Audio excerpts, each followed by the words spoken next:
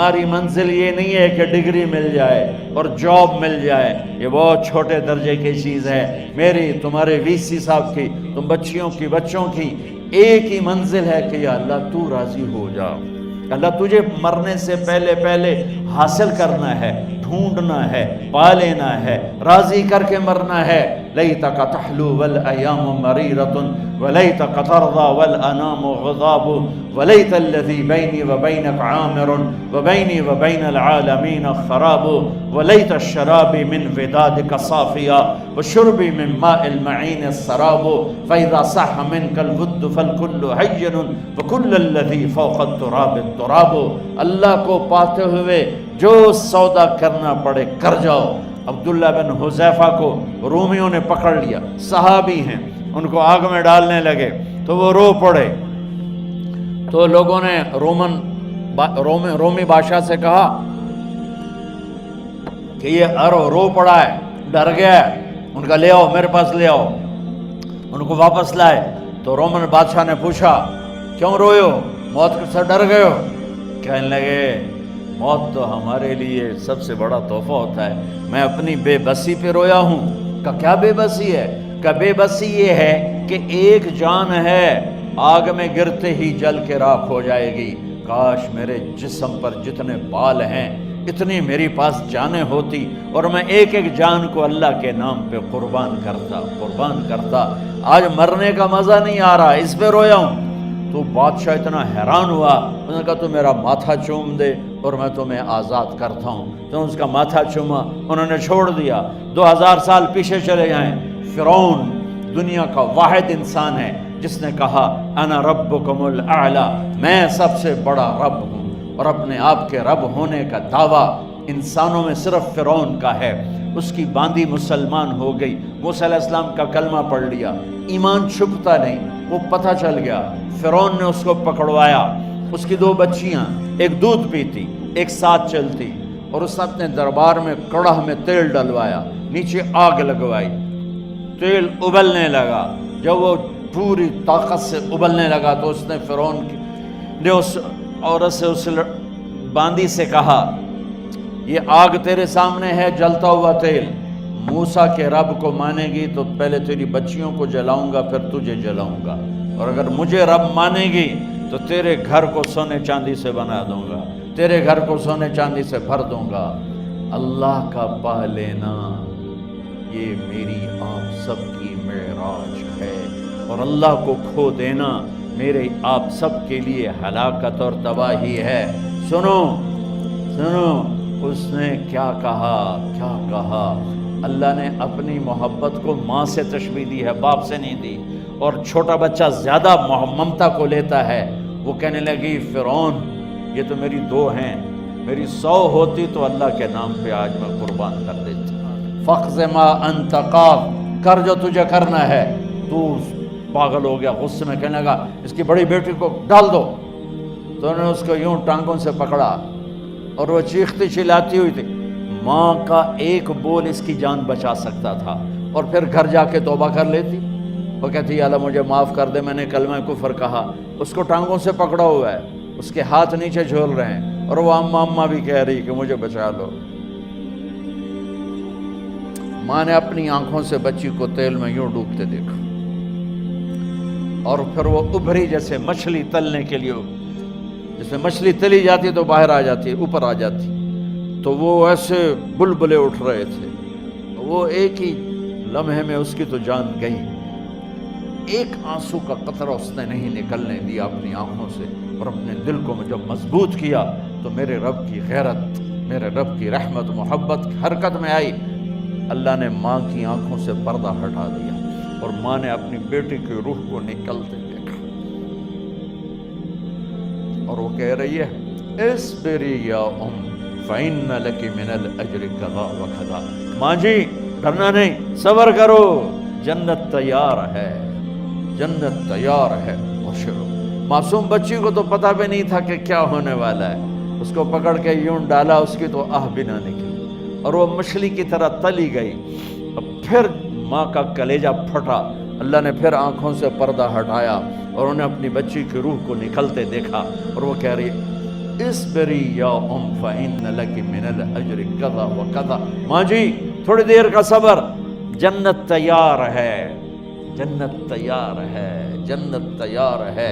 اللہ کو پایا سب کچھ پایا، اللہ کو کھو دیا سب کچھ کھو دیا۔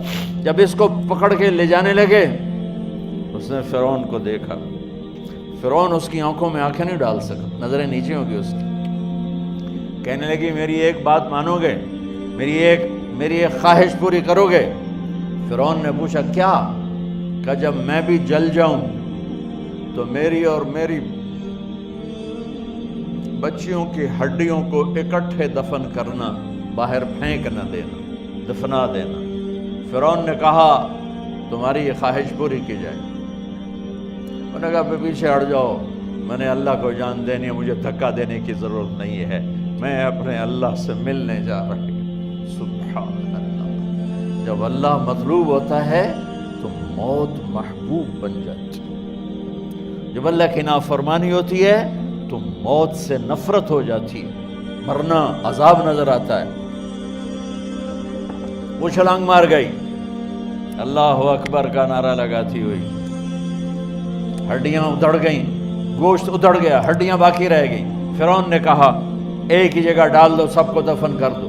دفن 2000 سال کے بعد، بچوں بچیوں 2000 سال کے بعد، موسیٰ علیہ السلام کے 2000 سال کے بعد جناب رسول اللہ صلی اللہ علیہ وسلم دنیا میں تشریف لائے۔ 40 سال کی عمر میں نبوت ملی، 50 سال کی عمر میں معراج ہوا، 2050 سال کے بعد میرے نبی کی سواری بیت المقدس جا رہی ہے، اور بیت المقدس پر جب وہ اوپر پہنچے ہیں تو مصر وہاں سے قریب ہو جاتا ہے۔ جب وہ اترنے لگے تو میرے نبی نے کہا جبریل جنت کی خوشبو آ رہی ہے، جبریل جنت کی خوشبو آ رہی ہے۔ کہاں سے؟ ابھی تو جنت اوپر ہے، ابھی تو اوپر جانا ہے، تو یہ زمین سے جنت کی خوشبو کیا آ رہی ہے؟ تو جبریل نے عرض کی یا رسول اللہ، فرعون کی ایک باندی تھی جو اللہ سے سودا کر گئی جان کا اور اپنی بچیوں کا، اس کی بچیوں کی ہڈیوں کو جہاں دفن کیا گیا ہے، یہ خوشبو جس دن انہیں دفن کیا تھا اس دن سے لے کر آج تک یہ خوشبو آ رہی ہے، اور یہ قیامت تک آتی رہے گی۔ اللہ اپنے نام پہ قربان ہونے والوں کی یوں قیمت لگاتا ہے، پہلے اپنی منزل طے کرو، پہلے اپنی منزل طے کرو، پہلے اپنی منزل طے کرو کہ مجھے اپنی زندگی کی سے لینا کیا ہے، مجھے اللہ کو پانا ہے، مجھے اللہ کو پانا ہے۔ میں نے اللہ کی قسم، اگر اللہ راضی ہے تو پھر موت سے بڑھ کر کوئی تحفہ نہیں، اس سے بڑھ کر کوئی خوبصورت پیغام نہیں، اور اگر اللہ ناراض ہے تو موت سے خوفناک کوئی پیغام نہیں۔ عمر بن عبدالعزیز 3 بر اعظم پر حکومت کی، عمر بن عبدالعزیز، بنو امیہ، مروان 9 مہینے حکومت کی، اس کا بیٹا عبد الملک بن مروان 21 برس حکومت کی، اس کا بیٹا ولید 10 سال حکومت کی، اس کا بیٹا سلیمان 2.5 سال حکومت کی۔ اسی تخت پر بیٹھے عمر بن عبدالعزیز۔ پہلے چاروں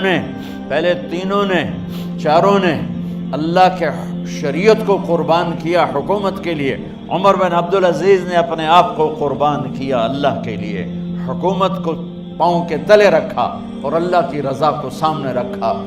ان کو زہر دیا گیا، جب ان کی موت کا وقت قریب آیا تو انہوں نے رجا بن حیوہ کو بلایا۔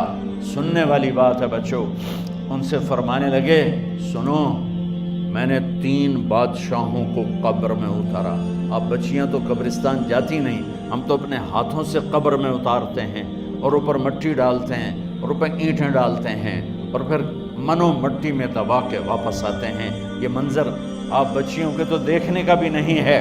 وہ کہنے لگے میں نے 3 بادشاہوں کو مٹی میں ڈالا، لیکن ان کے کفن کی گرہ کو جب کھول کے دیکھا تو ان کے چہرے قبلے سے ہٹ چکے تھے اور رنگ ان کے کالے پڑ چکے تھے۔ ولید بن عبد الملک، سلیمان بن عبد الملک، عبد الملک بن مروان، عبد الملک باپ، ولید بیٹا، سلیمان بیٹا، یہ تینوں کا ان کے چہرے کالے ہو گئے تھے اور ان کا قبلے سے منہ پھر گیا تھا۔ اب میں مرنے لگا ہوں، مجھے پہلے ضرور چیک کرنا کہ میرا اللہ میرے ساتھ کیا کرتا ہے۔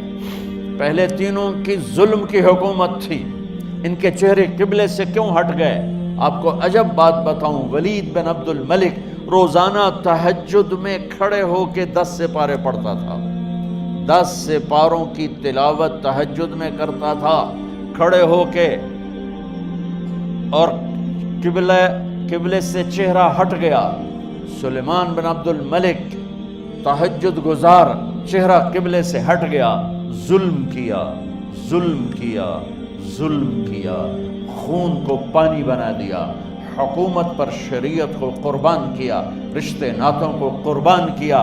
اللہ نے قبلے سے چہرے، نمازیں منہ پہ مار دی، روزے منہ پہ مار دیے، حج زکاتیں منہ پہ مار دی، تہجد ان کے منہ پہ مار دی، اور ان کے چہروں کو قبلے سے ہٹا دیا اور رنگ کالے کر دیے۔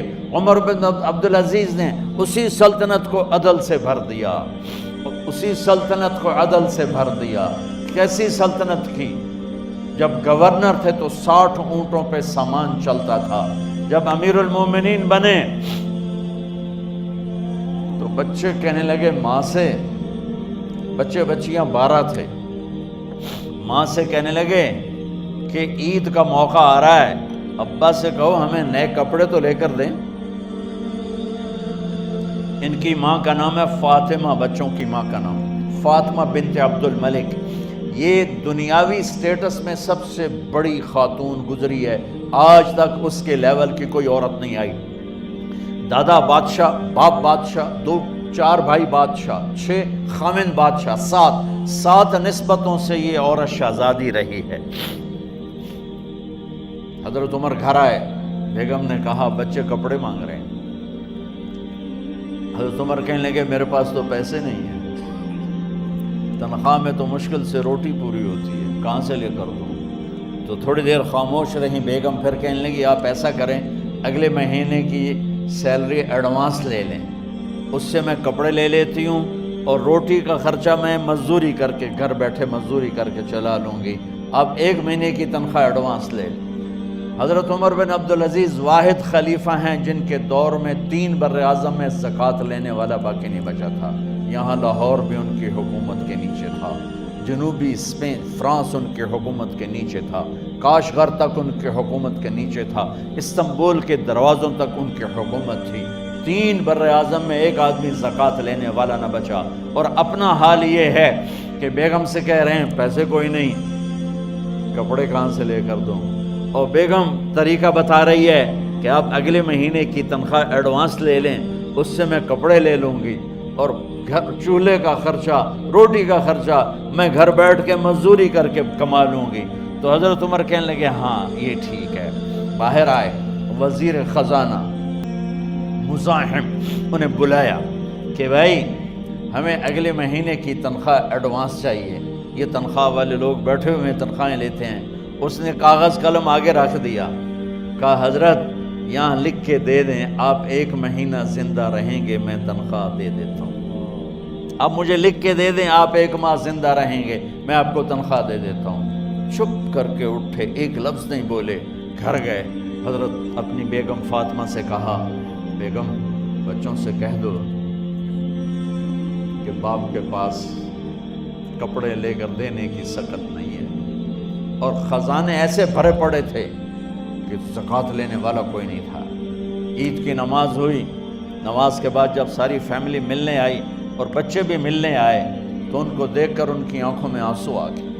کہنے لگے بچوں آج تمہیں دکھ تو ہوگا اپنے باپ پر کہ ایک جوڑا کپڑا بھی لے کر نہ دیا عید کا۔ تو ان کے ایک بیٹے نے کہا ابا جان آج ہم بڑے خوش ہیں، ہمارا سر اونچا ہے کہ ہمارے باپ نے مسلمانوں کے مال پہ ڈاکہ نہیں ڈالا، ہمیں قربانی کا بکرا بنایا، لیکن مسلمانوں کے مال میں خیانت نہیں کی۔ یہ ان کا طرز حکومت تھا، اس طرح انہوں نے حکومت کی۔ گھر میں تشریف لائے تو بیٹیوں سے بات کی تو انہوں نے منہ پہ ایسے دوپٹہ رکھا ہوا، منہ پہ دوپٹہ رکھ کے بات کریں تو فرمانے لگے کپڑا تو ہٹاؤ، دوپٹہ کیوں رکھا ہوا ہے؟ تو گھر کی خادمہ زور زور سے رونے لگی، کہنے لگی امیر المومنین آج آپ کی بیٹیوں نے کچا پیاز توڑ کے روٹی کھائی ہے تو وہ اس کی بو ہے منہ میں، آپ کو بو سے نفرت ہے اس لیے منہ پہ کپڑا رکھ لیا ہے۔ تو حضرت عمر اتنا روئے کہ ان کی داڑھی تر ہو گئی۔ کہنے لگے آخر میں جب تھوڑا آسرے میں آئے، کہا میری بیٹیوں تمہارا باپ تمہیں بڑے اچھے کھانے کھلا سکتا ہے لیکن میں جہنم کو برداشت نہیں کر سکتا، میں جہنم کی آگ برداشت نہیں کر سکتا۔ اب مرنے کا وقت آ گیا۔ جب وہ گورنر تھے تو 60 اونٹوں پہ ان کا سامان چلتا تھا، اور جب وہ امیر المومنین بنے تو عیادت کے لیے لوگ آ رہے تھے، تو سالے عیادت کے لیے آئے، فاطمہ کے بھائی، کپڑے دیکھے امیر المومنین کے تو بہن کو ایک طرف کر کے فرمایا، بڑے نیک سرداروں میں سے تھے یہ مسلمہ بن عبد الملک، کہنے لگے امیر المومنین کے کپڑے تبدیل کروا دو، لوگ پوچھنے آ رہے ہیں تو میلے کپڑے اچھا نہیں لگتا۔ کہا جی بھائی کرواتی ہوں۔ اگلے دن جب وہ حال پوچھنے آئے تو پھر وہی کپڑے تھے، تو انہوں نے ان کو الگ جا کر کہا بہن میں نے تمہیں کہا تھا کپڑے بدلوا دیتی، کیوں نہیں بدلوائے؟ تو وہ رونے لگی، کہنے لگی کہاں سے بدلواؤں، جوڑا ہی ایک، کہاں سے بدلواؤں؟ اور حکومت کتنی تھی؟ 3 بر اعظم کی، 3 بر اعظم کی حکومت۔ ہمارا تو پٹواری امان کا نہیں ہے، وہ 3 بر اعظم کی سلطنت لے کر ایک جوڑے میں اللہ سے ملنے جا رہا ہے۔ جب ان کا انتقال ہوا، سلیمان بن عبد الملک کی ڈیڈ باڈی جب قبر کے قریب لائے اتارنے کے لیے تو ایسے ایسے ہلنے لگا، اس کا پورا جسم ہلنے لگا۔ تو اس کے بیٹوں نے کہا کہ ہمارے ابا زندہ ہیں، تو حضرت عمر نے فرمایا بیٹو زندہ نہیں ہیں، عذاب قبر جلدی شروع ہو گیا ہے، عجل اللہ بالعقوبہ، قبر کی پکڑ پہلے شروع ہو گئی ہے، چھپاؤ اپنے باپ کو جلدی۔ جب عمر بن عبدالعزیز کی ڈیڈ باڈی قبر کے قریب کی گئی اور ان کا بھائی اتارو، بھائی وہ باتیں شروع ہو جاتی ہیں، رومال ڈالو، چادر پکڑو، ادھر سے پکڑو، تو ایک دم ایسے ایک پرچہ ہوا میں اڑتا ہوا سب نے دیکھا، وہ آتے آتے آتے آتے آتے آتے یوں آ کے حضرت عمر کے سینے پر گر گیا، سب دیکھ رہے ہیں۔ جب پرچے کو اٹھا کے دیکھا گیا تو اس پہ ایک سطر پہ لکھا تھا بسم اللہ الرحمن الرحیم، اور دوسری سطر پہ لکھا تھا براءۃ من اللہ لعمر بن عبد العزیز من النار، یہ عمر کے لیے جہنم کی آگ سے نجات کا پروانہ ہے۔ 3 بر اعظم کی سلطنت لے کر وہ جنت کا پروانہ لے کر دنیا سے گئے۔ جب ان کو قبر میں اتارا گیا تو انہوں نے رجا بن حیوہ سے فرمایا تھا 3 بادشاہوں کے چہرے دیکھے قبلے سے پھر گئے، رنگ کالے پڑ گئے، مجھے تم نے دیکھنا ہے کہ کیا ہوتا ہے۔ تو رجا فرماتے ہیں جب میں قبر میں اترا اور ان کے کفن کی گرہ کو کھول کے دیکھا تو چہرہ قبلے کی طرف فکس تھا، اور مجھے یوں لگا جیسے 14ویں رات کا چاند قبر میں اتر آیا۔ میرے عزیزو، طلبہ و طالبات، اللہ کو اپنی منزل بناؤ، اللہ کو اپنی منزل بناؤ، اللہ کو اپنی